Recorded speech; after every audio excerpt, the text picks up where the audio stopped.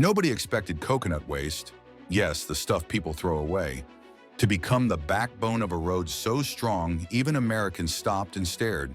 And it all starts in a place where the heat hits hard, the rain hits harder, and roads barely survive a season before they crumble into dust.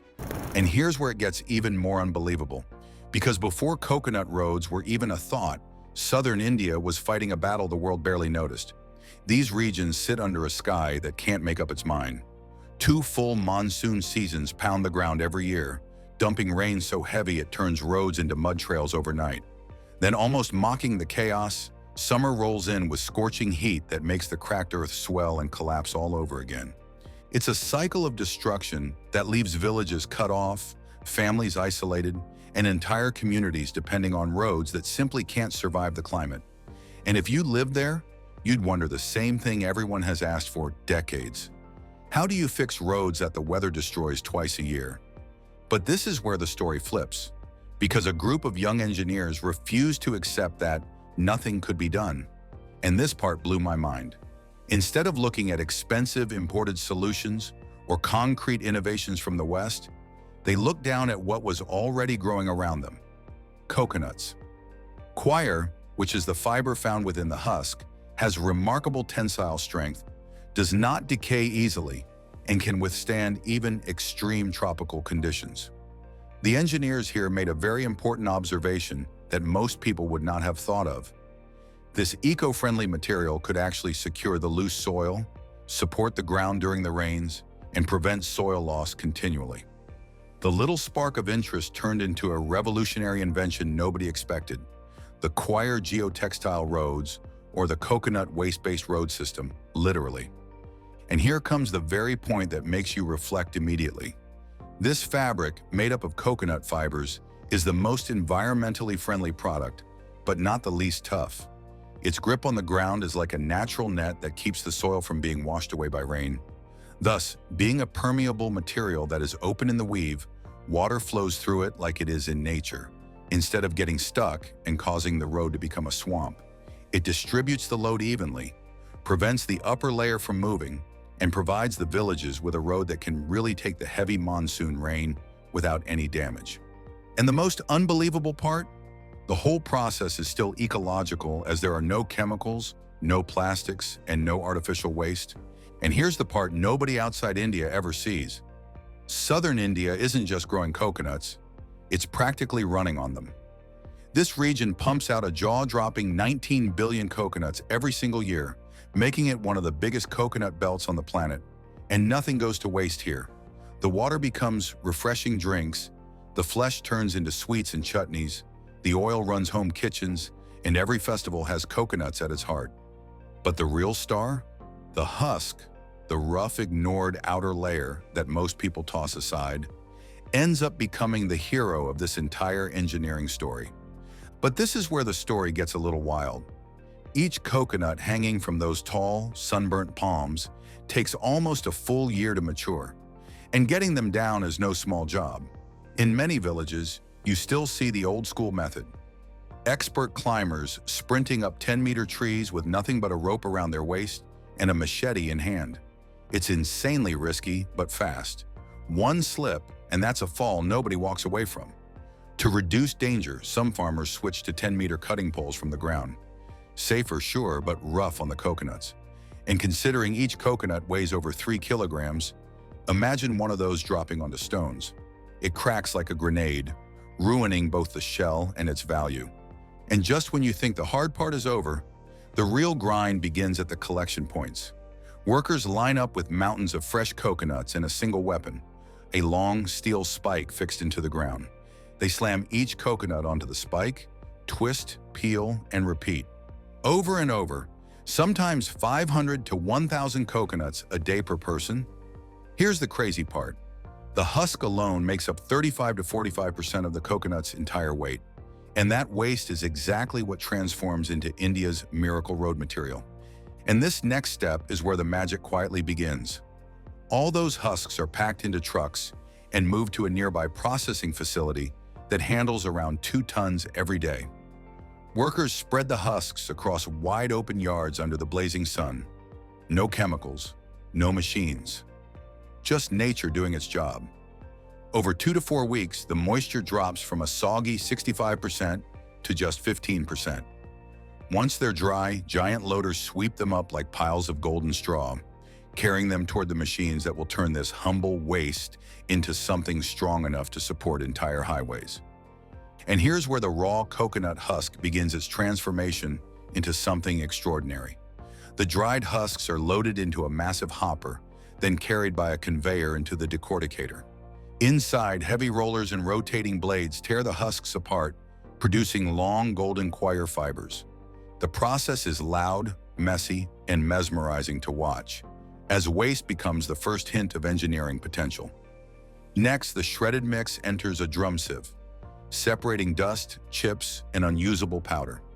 What remains are clean, strong fibers ready for further processing. These fibers are spread under the sun for 3 to 7 days until their moisture drops below 5%, making them lighter, tighter, and durable enough to support the weight of actual roads. Once fully dried, workers sort the fibers by length to ensure uniformity. Machines twist the strands into tight, even bundles, the backbone of Coir geotextiles. The spinning system can produce up to 3 tons daily, adjusting thickness for different projects, from light mesh for slopes to dense mesh for highways. These bundles are then fed into giant weaving looms. Warp strands stretch like steel cables, while cross strands weave a rugged grid, strong yet permeable enough to allow water drainage during monsoons. Workers inspect every meter for defects, producing 250 to 300 meters of fabric per 100 kilograms of fiber. Finally, the finished rolls are loaded onto trucks and shipped to rural, coastal, and landslide-prone areas. Whether moved by hand or crane, these humble coconut fiber giants are ready to form the foundation of India's most innovative road-building breakthrough. And this is the moment everything they've prepared finally meets the earth. Before a single roll of Coir geotextile is laid, the ground must be perfect. Workers level the soil, smooth it, and run heavy rollers back and forth until the base feels firm. Only then do they begin unrolling the coir sheets, stretching them across the road alignment like long brown carpets. Every wrinkle or misalignment is corrected by hand, ensuring full contact with the ground, while steel stakes and anchors hold it firmly in place. Once laid, the geotextile immediately stabilizes the soil, distributes weight evenly, prevents vehicles from sinking, and locks the earth together, especially crucial on slopes, riverbanks, and wetland routes prone to monsoon damage. Next comes the road's foundation. A 10 to 15 centimeter layer of gravel is spread over the textile, compacted with rollers so stones interlock with the mesh. A thin soil layer protects the textile from point pressure, followed by crushed stone for drainage and load-bearing strength. Each layer is compacted with care until the surface is solid and smooth, and there are no soft spots or bumps underneath.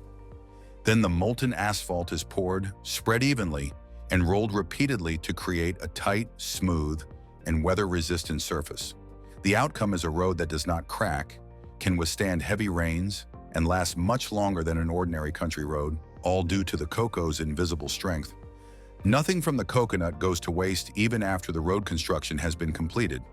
Water is extracted, filtered, sterilized, and packed into cartons at almost 6,000 per hour, making it pure and chilled when it reaches the store shelves. The white inner part is made into a paste and then pressed to yield rich golden coconut oil, which is then filtered till it is crystal clear and packed for use in cooking, skincare, and hair care. Coconut, the unassuming, has gone from a road stabilizer to an industry fuel and proved its unmatched versatility. Every single part, from fiber to water to oil, has a purpose, and this is achieved by combining traditional practices with modern technology. The whole thing is not just about infrastructure or food production. It's a saga of sustainability, innovation, and value creation from what was once considered waste. And then there's the creamy part of the story. To make coconut milk, the pulp is ground into a thick mash and cooked gently at 60 to 70 degrees Celsius for about 30 to 45 minutes. This heat pulls out the rich white extract without burning it. Before anything gets filled, the cans are blasted at 120 degrees Celsius to sterilize them completely. Then the milk goes through high-pressure processing at 600 megapascals, a technique that keeps the natural flavor intact without adding preservatives. From there, the automated line kicks in, sealing and labeling almost 2,000 cans every hour. The cans are packed in cartons of 24 each, stacked and ready for markets across India and far beyond. But the sweetest chapter might be the oldest one. Fresh coconut is sliced into thin 2 to 3 millimeter strands, washed with warm water, and tossed into big steel pans with sugar. For 45 to 60 minutes, it cooks slowly, turning sticky, fragrant, and golden. Once the syrup settles, the mixture is dried at 60 to 70 degrees Celsius until it's firm enough to hold its shape.